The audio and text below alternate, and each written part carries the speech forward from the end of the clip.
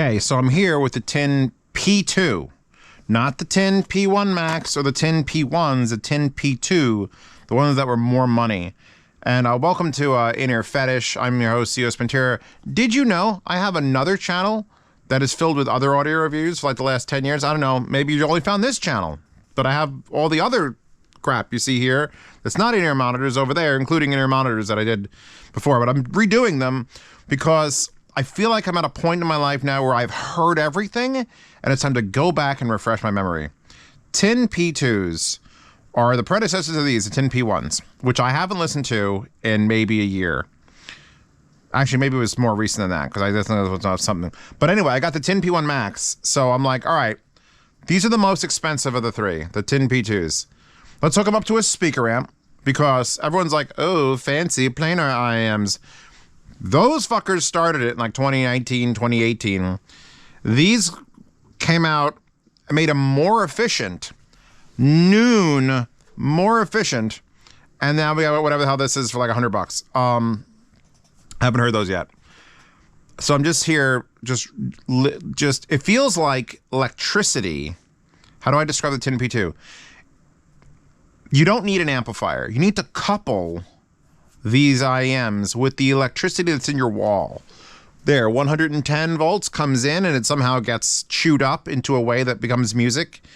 And then you're coupling that with Dragon Tattoo's soundtrack or Space Dandy or Nisei Monogatari. Because it feels like there's no delay in the sound. It's the best way to describe what I'm hearing right now. It feels like there's something under extreme tension, and it's like at any moment, that's what these sound like. I'm imagining those are going to sound more like that, especially when they have that much power behind it. I'm on low gain though, so I mean, yeah, low gain on a speaker amp. Yeah, no, these have. I tried to take them out of ears and show you, but I want to listen to them. Look, first of all, these are beautiful. They've got this like micro pebble design on the back of it, and they're like a really nice shape. We'll compare that to the tin P1s, which was like, I get it, but it didn't. This is like, inspired 2-pin wire, which means I could have used my Let Shure Z Review Chimera cable if I wanted to go balanced, because this beautiful fucking copper cable. Like, honestly beautiful. Like, of all the cables that I've taken out and put back, this one's probably one of the nicest. Unfortunately, I should lower that before I do that. 2.5 millimeter. It's like, what a waste. I hate 2.5 millimeter, in case you don't know that. So I actually have a Thigh Audio adapter for 2.5 to 4.4, and then a double helix adapter from 4.4 to 4-pin XLR, and then into a speaker amp. So this is where we're at right now, ladies and gentlemen. This is the level. So you got this beautiful satin, fucking stainless steel tin hi-fi P2, and I don't take them out because nothing powers them properly. Like, they're not an out and about IEM. These are worse. I know they're going to be worse. And I'm running noon on a speaker amp, and I'm like, yeah, oh my God, they've woken up. They're so fast and so energetic and so clean. It's like the sounds are being thrown physically at my head. Like, what do you listen to? Listen to it fucking harder. These, there's like, I need to have a button that I could press so that you guys could hear the music I'm listening to, but only for a short period of time so that it doesn't get copyrighted. Because there's like, this is Hitsu, Hitsuu, from the Nisei Monogatari soundtrack. And there's like a steel drum going on, and then every once in a while it's like fucking tubular bells just cascading down. And I can taste them.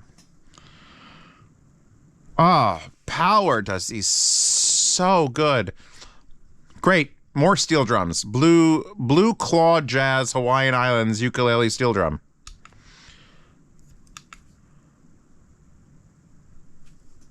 Beethoven. Oh my God, that like low end, like womp, womp. A la Marcia, womp. And I could feel the whole IEM like shaking. Like, it has the potential at any moment to explode and kill me. That's what tin P2s sound like. Look, I'm now at 1 o'clock, 1:30, because it's a quiet track. It's good. That's 100%. Quiet, 100%. Low gain. That's a 120. That's so much. And I could just feel that ungodly potential. Like there's a fucking warp inside of these holding them together. 3 o'clock. This is an experience. And I've done more expensive IEMs. These are not cheap. I looked them up. These things are right now running $350. I think maybe they're cheaper on Linsol, but Tree Fitty is not a little. And I don't know how many people have done.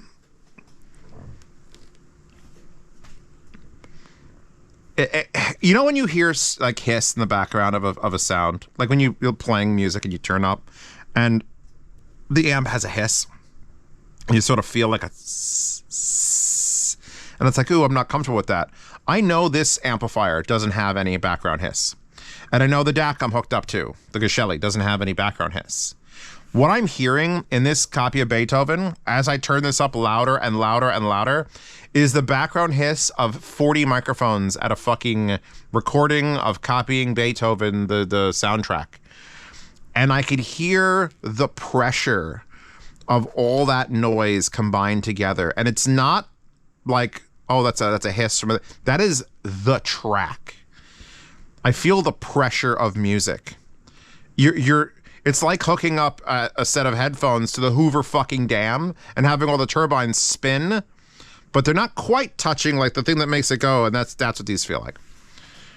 These frighten the shit out of me because I want to just 3 o'clock, 4 o'clock maximum again.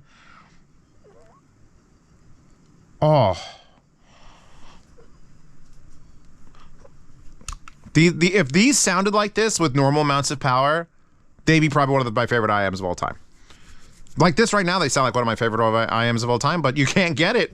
You can't carry around a fucking car battery and an inverter and 200-watt stereo, and then maybe.